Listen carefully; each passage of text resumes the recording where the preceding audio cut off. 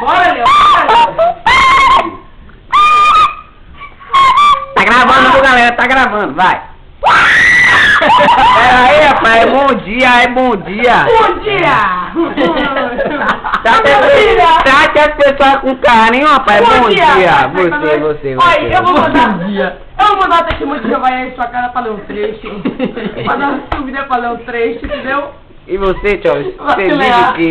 Pera aí, rapaz. Amendoim. Ô, amendoim, fala aí o que é que você tem pra mostrar pra professora. Fala. Que isso, amendoim? Com essa, É rapaz? assim, ó, testemunho de Jeová. Sobe em sua casa.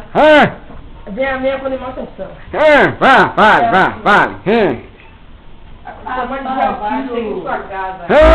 Aqui está acompanhado.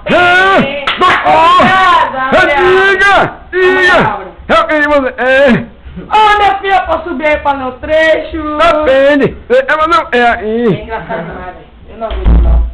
Sim. Aí vamos rolar o negócio aí, viu? Vamos negar. Sério, velho, vamos começar mesmo, velho. Agora Pô, pode. já são pra 5 horas. Agora velho. foi!